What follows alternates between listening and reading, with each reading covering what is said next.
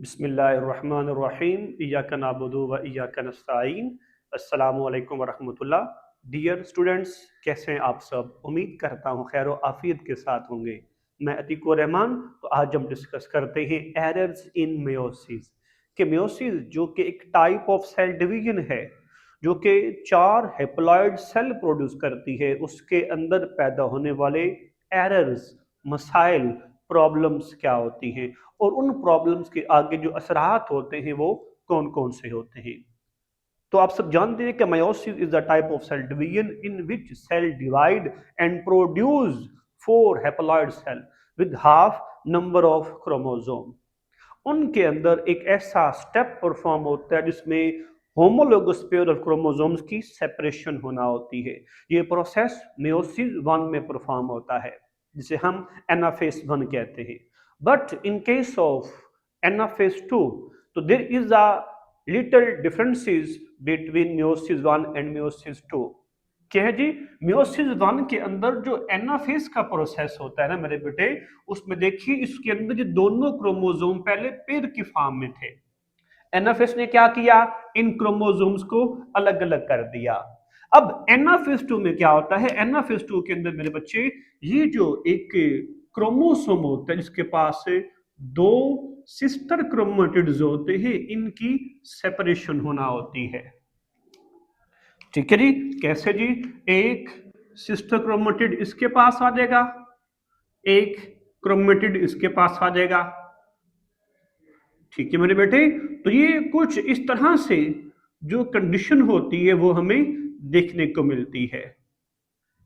अब जो यहां पर बात समझने वाली है वो ये है, कहते हैं कि ड्यूरिंग एनाफेज 2 जब सेपरेशन ऑफ सिस्टर क्रोमेटिड होती है, अगर तो वो नॉर्मली सेपरेट होते हैं तो उसे हम डिसजंक्शन कहते हैं। अगर वो एबनॉर्मली सेपरेट होते हैं तो उसे फिर हम नॉन डिसजंक्शन कहते हैं। अब इससे क्या मुराद? इससे मुराद ये है कि इनकी जब सेपरेशन होती है ना तो उसमें बाज़ ये होता है कि यहां पर क्रोमोसोम यहां मूव कर जाते हैं।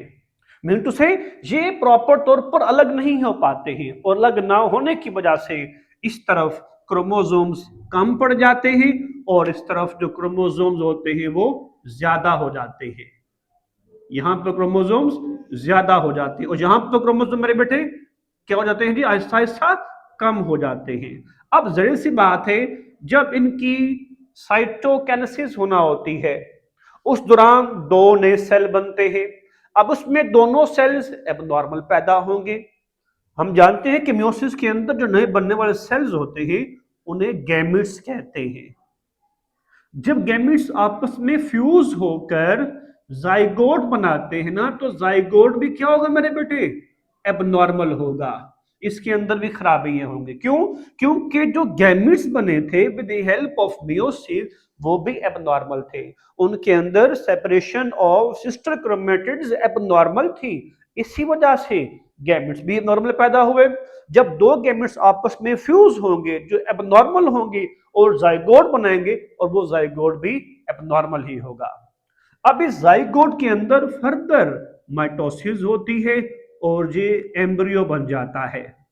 अब एम्ब्रियो से जो आगे एक नया ऑफस्प्रिंग बनता है ना, नया ऑफस्प्रिंग बनेगा, वो भी क्या होता है मेरे बेटे?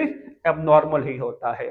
मीन टू से उसके अंदर डिफरेंट डिजीज होती है, क्लिफ्टनर डिजीज होती है, सिंड्रोम्स उसके अंदर पाई जाती है। ठीक है, तो ये क्या है? ये बेसिकली एरर्स इन मियोसिस होते हैं। तो देखते हैं आपकी बुक में क्या कहते हैं। उसमें कहा गया है कि ड्यूरिंग मियोसिस 1 क्रोमोसोम्स सेपरेट। तो इसमें जो क्रोमोसोम्स होते हैं ये अलग अलग होते हैं। But in case of meiosis 2 sister chromatids separate. ठीक है, ये जो सिस्टर क्रोमेटिड्स हैं ये मियोसिस 2 के अंदर जो एनाफेज 2 है ना उसमें इसकी सेपरेशन हो जाती है। अगर वो सेपरेशन नॉर्मल है उसे हम क्या नाम देंगे? डिसजंक्शन का नाम देंगे। ठीक है, नेक्स्ट हम कहते हैं कि समटाइम्स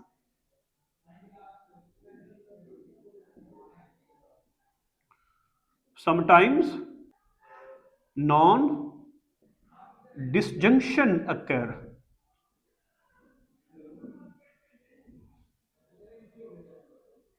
ठीक है। अब जो नॉन डिसजंक्शन होती है इसका क्या काम होता है जी?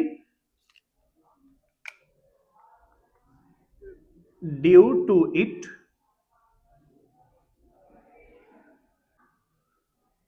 द डॉटर सेल, अब जो डॉटर सेल्स पैदा हुए थे उन्हें हम गैमिट्स कहते हैं।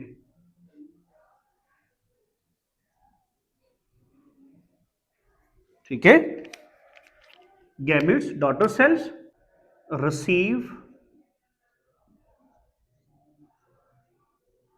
more or less than normal number of chromosomes, जिसमें क्रोमोसोम की तादाद कम हो जाती है या ज्यादा हो जाती है। ठीक है, तो अगर इस तरह के गैमेट्स फ्यूज होते हैं तो जाइगोट एबनॉर्मल डेवलप होता है, एबनॉर्मल बनता है। तो हम कहते हैं कि if such gametes are fused, gametes are fused,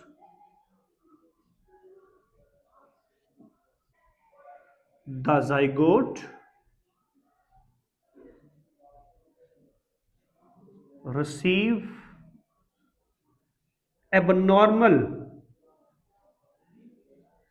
number of chromosome, number of chromosomes। ठीक है मेरे बेटे, अगर इस जाइगोट में एबनॉर्मल नंबर ऑफ क्रोमोसोम होंगे तो बनने वाला जाइगोट भी एबनॉर्मल होगा।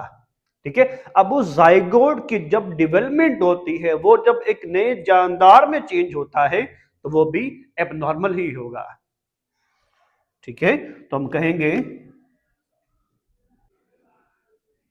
If such zygote develops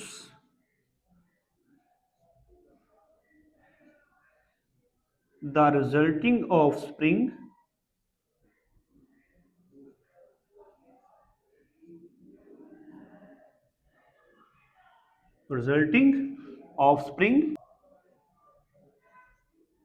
suffer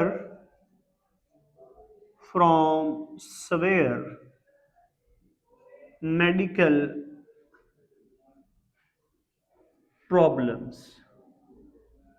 medical problems. ठीक है, देखिए जाइगोट एम्ब्रियो, एम्ब्रियो के अंदर डेवलपमेंट हुई, एक नया ऑफस्प्रिंग बन जाता है। अब इस ऑफस्प्रिंग के अंदर ढेर सारे जो मेडिकल इश्यूज होते हैं वो पाए जा सकते हैं। ये है एरर्स इन मेयोसिस। ये बातें हम बार बार रिपीट कर चुके हैं कि मेयोसिस हमेशा जर्म लाइन सेल में परफॉर्म होती है जो बाद में गैमेट्स बनाते हैं। अगर ड्यूरिंग मियोसिस क्रोमोसोम की तादाद एबनॉर्मल हो जाती है, खराब हो जाती है, कम या ज्यादा हो जाती है, तो उससे बनने वाले गैमेट्स भी एबनॉर्मल होते हैं। अगर तो सेपरेशन नॉर्मल है तो डिसजंक्शन, अगर सेपरेशन एबनॉर्मल है तो नॉन डिसजंक्शन।